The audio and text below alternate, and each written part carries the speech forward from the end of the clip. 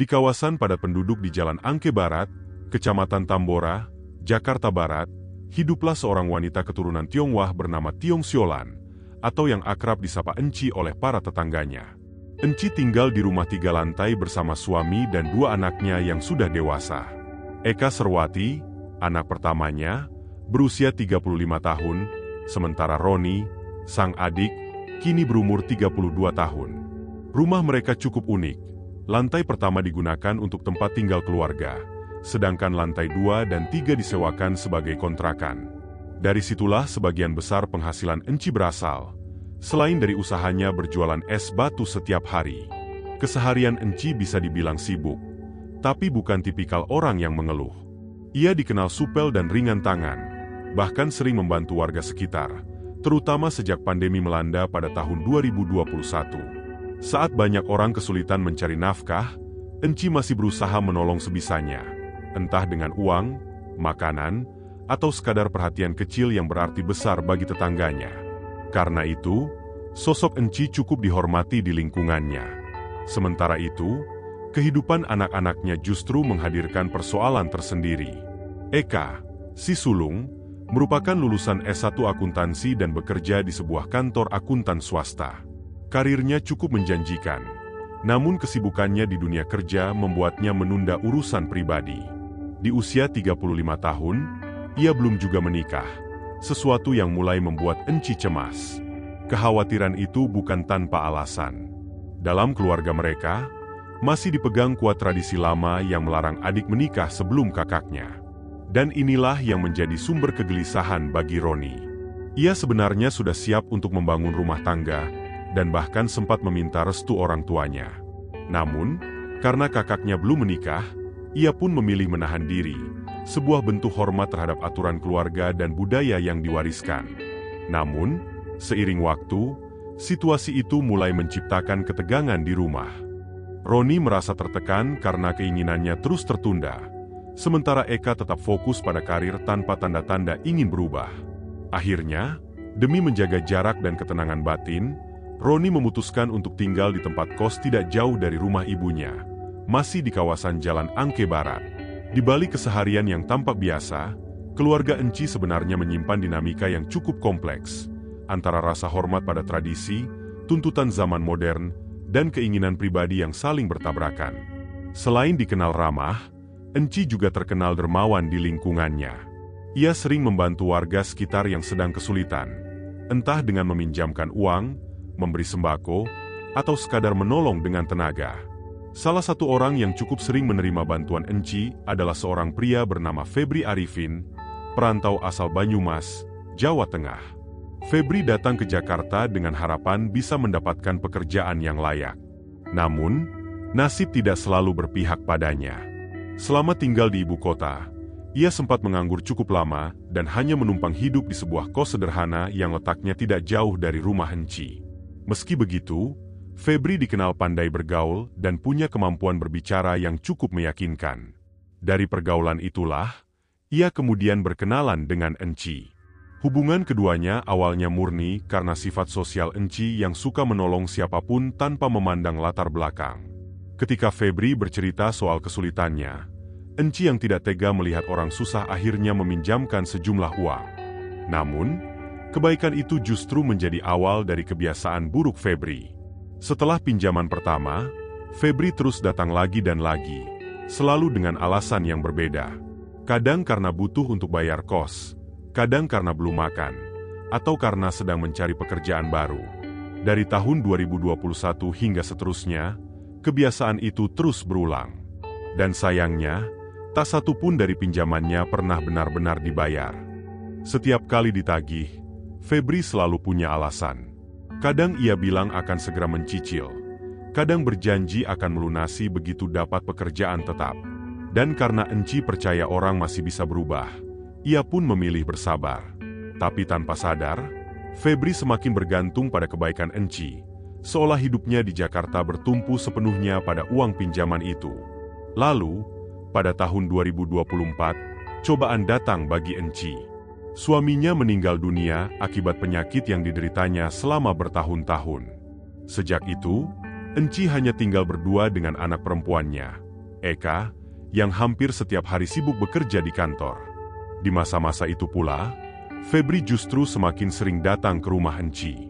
Ia bukan hanya untuk meminjam uang, tapi juga sering bercerita panjang lebar, dari pengalaman hidupnya di kampung, sampai kisah-kisah aneh seputar hal-hal gaib dan perdukunan. Entah kenapa, Enci yang punya rasa ingin tahu tinggi soal hal-hal mistis itu selalu tertarik mendengarnya. Obrolan mereka sering berlangsung lama, dan mungkin dari situlah hubungan mereka menjadi semakin akrab. Namun, semua berubah ketika kondisi keuangan Enci mulai menurun pada awal tahun 2025.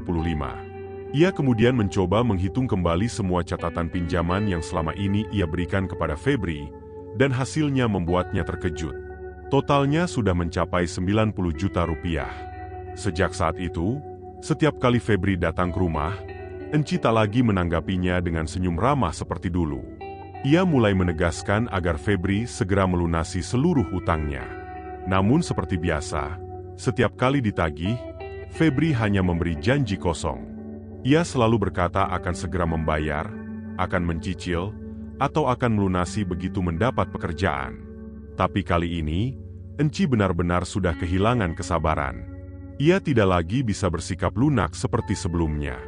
Dengan nada tegas, Enci menyampaikan bahwa Febri harus melunasi seluruh hutangnya sebelum bulan Ramadan tahun 2025 tiba, yang artinya, waktu Febri hanya tersisa sekitar 2 minggu. Mendengar itu, Febri langsung panik. Ia tahu kali ini Enci tidak sedang main-main. Ia menghabiskan hari-harinya dengan kebingungan, berpikir keras mencari cara untuk menutup utang yang jumlahnya sudah luar biasa besar. Tapi berapapun ia berusaha, ia tetap tidak punya uang, pekerjaan pun belum ada. Dan dari kebuntuan itulah, muncul satu ide nekat, ide yang kelak akan mengubah segalanya. Febri tahu satu hal yang sangat melekat pada diri Enci, ketertarikannya pada hal-hal magis dan mistis. Ia sering mendengar bagaimana Enci tampak begitu antusias setiap kali ia bercerita tentang dukun sakti, pesugihan, atau hal-hal yang tak bisa dijelaskan dengan logika. Febri juga tahu keresahan terbesar Enci saat itu, kondisi keuangannya yang menurun drastis, dan anak perempuannya, Eka, yang di usia matang belum juga menemukan jodoh. Dari situ, rencana liciknya mulai terbentuk. Beberapa hari sebelum Ramadan, Febri datang ke rumah Enci seorang diri. Ia pura-pura datang dengan niat baik, membawa kabar yang katanya bisa membantu Enci keluar dari masalahnya. Dengan gaya bicara yang meyakinkan, ia mulai menceritakan bahwa di kampung halamannya, ia mengenal 2 orang dukun sakti bernama Kris Martoyo dan Kakang. Menurutnya, kedua dukun itu memiliki kemampuan luar biasa, bisa menggandakan uang dan mendatangkan jodoh secara gaib. Ia berkata bahwa jika Enci mau mencoba, semua masalahnya bisa selesai sekaligus. Ekonomi membaik, dan anaknya pun akan segera dipertemukan dengan jodoh yang tepat. Awalnya, Enci tentu ragu. Sebagai orang yang rasional, ia sadar bahwa apa yang diucapkan Febri terdengar seperti sesuatu yang mustahil. Namun, Febri adalah pembicara yang licin.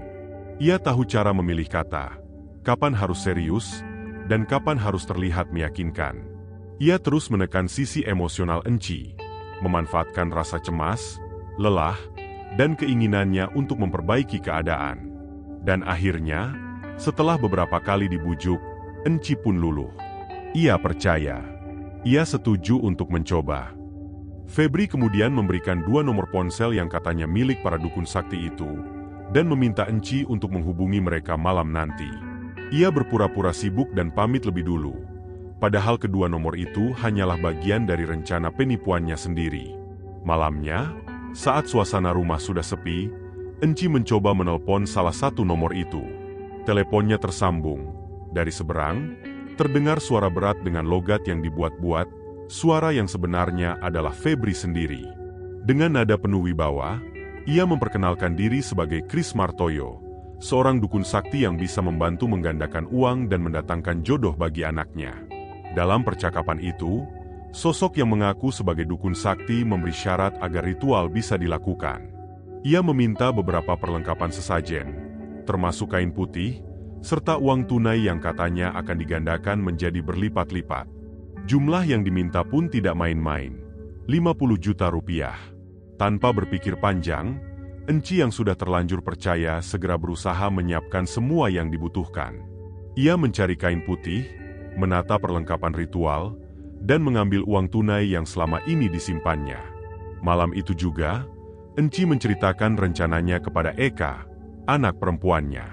Awalnya, Eka sempat heran dan menanyakan apakah hal itu benar-benar masuk akal. Namun, setelah mendengar penjelasan panjang dari ibunya, ditambah dengan keyakinan Enci bahwa ritual itu akan membawa keberuntungan, Eka pun akhirnya ikut terbawa suasana dan percaya. Ia bahkan setuju untuk ikut melaksanakan ritual tersebut.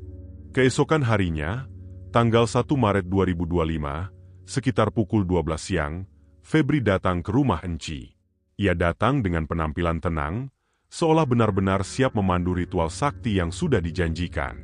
Dari luar, suasana tampak biasa saja. Padahal di balik itu, Febri sudah menyiapkan rencana gelap di kepalanya. Karena dukun yang disebutkan Febri mengaku berada jauh dari Jakarta, maka ritual akan dilakukan di rumah Enci dan Febri akan menjadi perantara langsung. Ia berpura-pura mendapat petunjuk untuk memimpin jalannya proses. Sebelum mulai, Febri menjelaskan bahwa ritual harus dilakukan di 2 tempat berbeda. Enci akan melaksanakannya di kamar, sementara Eka di kamar mandi. Menurut Febri, itu adalah bagian dari aturan agar energi spiritual tidak saling bertabrakan. Ia juga menegaskan bahwa Eka tidak boleh keluar dari kamar mandi selama proses berlangsung, apapun yang terjadi. Eka menuruti tanpa curiga. Ia pun masuk ke kamar mandi, menunggu aba-aba dari Febri. Sementara itu, Enci sudah bersiap di kamarnya dengan membawa uang tunai 50 juta rupiah yang diletakkan di atas lantai, tepat di depan sesajen dan kain putih yang sudah ia siapkan. Febri kemudian masuk ke kamar Enci. Ia mulai berpura-pura memandu ritual dengan mengucapkan mantra palsu dan gerakan tangan yang tampak meyakinkan. Enci mengikuti semua instruksi dengan patuh, tanpa sedikit pun menyadari bahaya yang mengintai. Beberapa menit berlalu, dan ketika Enci mulai menunduk, memejamkan mata sesuai arahan Febri, di saat itulah Febri melihat kesempatan.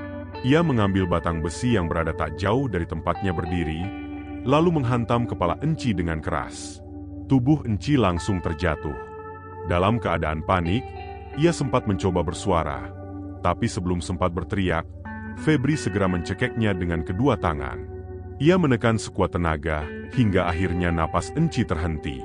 Setelah memastikan Enci benar-benar tak bernyawa, Febri langsung mengamankan uang tunai sebesar 50 juta rupiah yang sedari awal menjadi tujuannya. Ia menyimpannya ke dalam tas kecil, lalu berjalan keluar kamar dengan langkah pelan. Setibanya di teras rumah, ia sempat beristirahat dan menenangkan diri sambil menyalakan sebatang rokok. Beberapa isapan kemudian, pikirannya mulai sedikit tenang. Namun, masih ada satu hal yang belum selesai, yaitu Eka. Gadis itu masih menunggu di kamar mandi, tidak tahu apapun tentang apa yang baru saja terjadi di kamar ibunya. Febri pun mengambil batang besi yang tadi ia gunakan, lalu menuju kamar mandi. Ia mengetuk pintu perlahan dan berkata dengan suara datar, seolah ritual sudah selesai dan giliran Eka akan segera dimulai. Begitu pintu terbuka, Febri langsung mengayunkan batang besi itu dengan keras. Tak ada perlawanan berarti. Dalam hitungan detik, Eka pun tersungkur dan kehilangan nyawanya. Sesudahnya, Febri berdiri mematung cukup lama. Rumah yang sebelumnya penuh cahaya kini terasa hening dan dingin. Perlahan ia mulai membersihkan jejak darah di kamar mandi dan di kamar Enci. Ia menggunakan kain basah, menyiram lantai, dan berusaha memastikan tidak ada bekas yang tertinggal. Namun setelah itu, masalah baru muncul.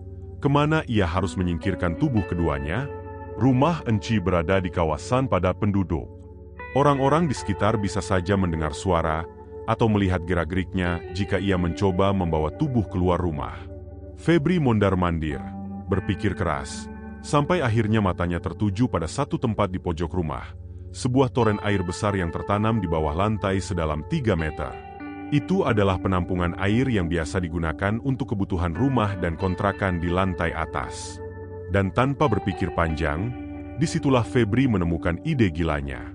Dengan tergesa, ia membuka tutup toren, lalu menurunkan tubuh Eka dan Enci satu persatu ke dalamnya.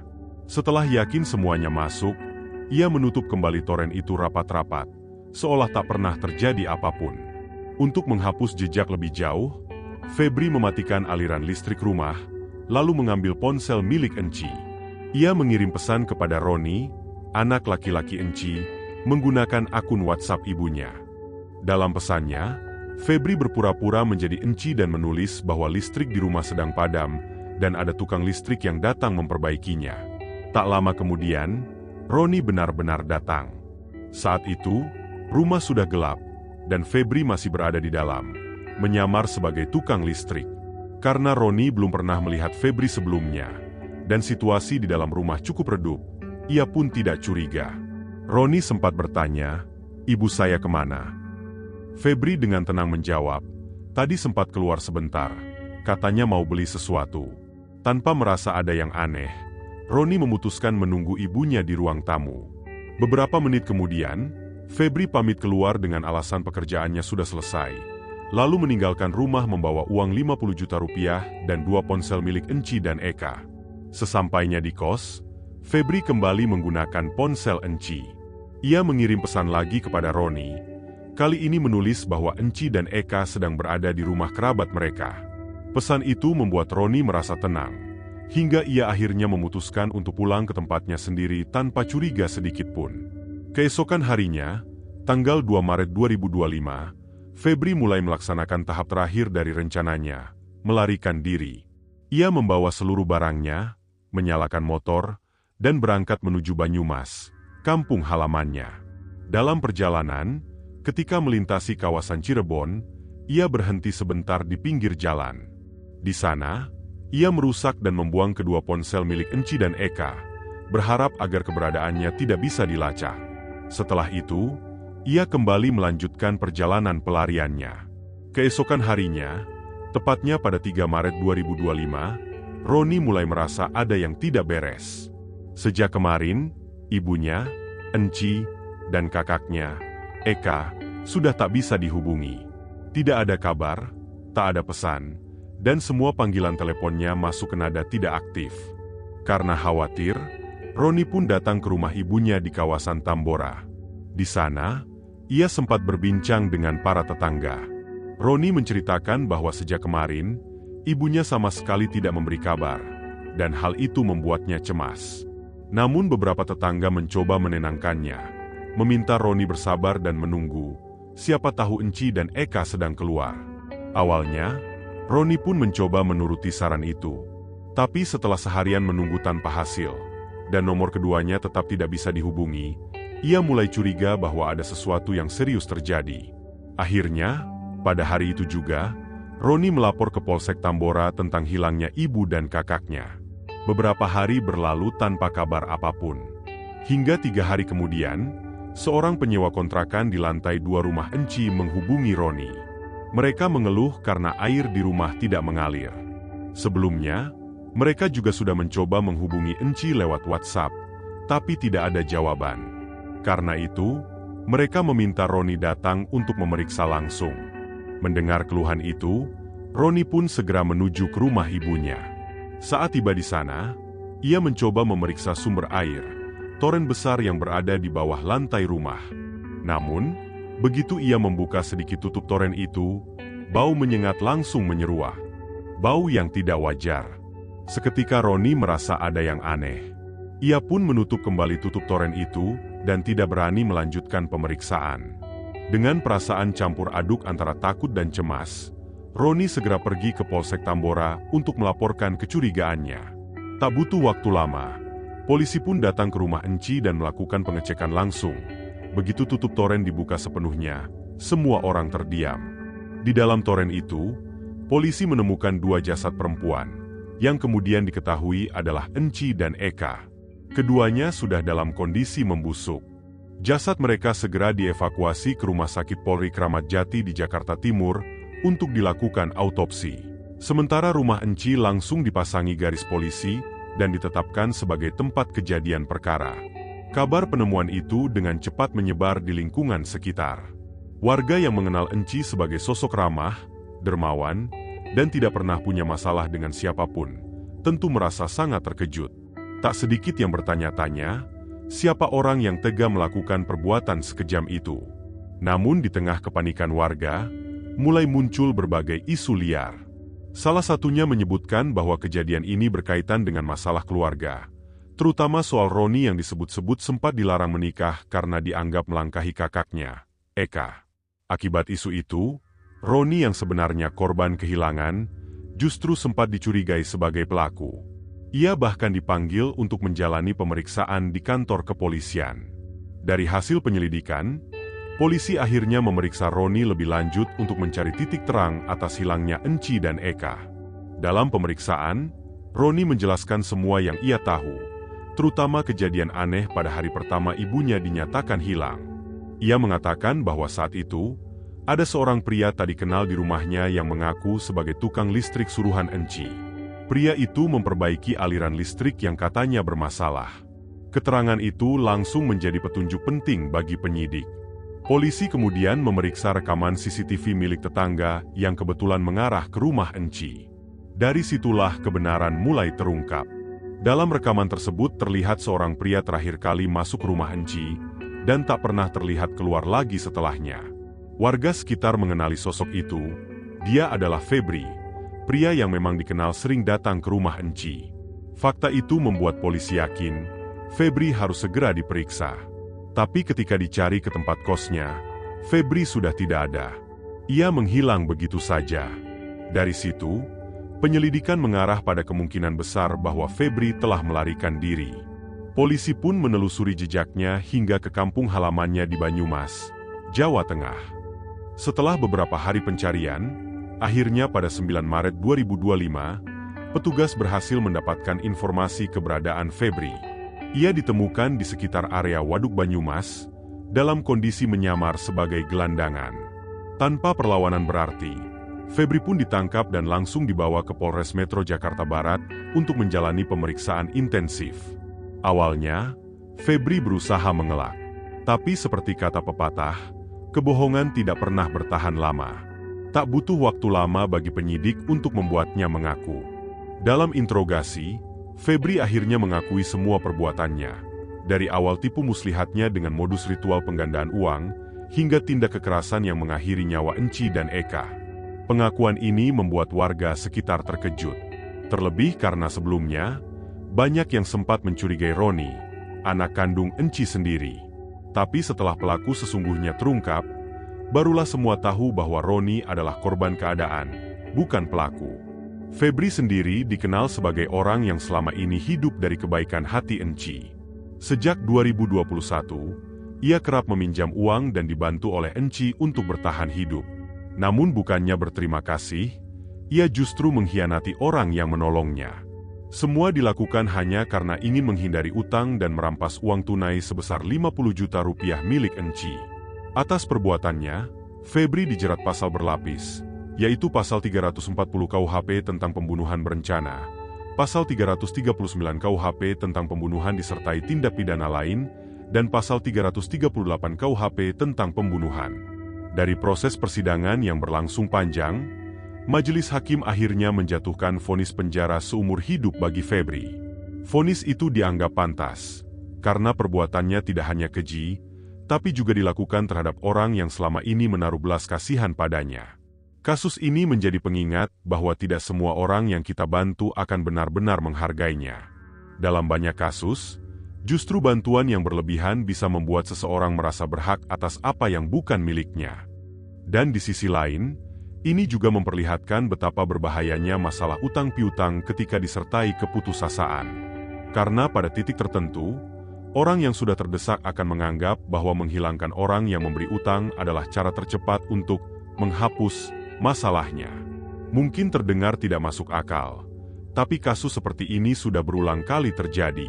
Itulah sebabnya, penting bagi kita untuk lebih berhati-hati dalam urusan kepercayaan, bahkan kepada orang yang kelihatannya tidak berbahaya sekalipun.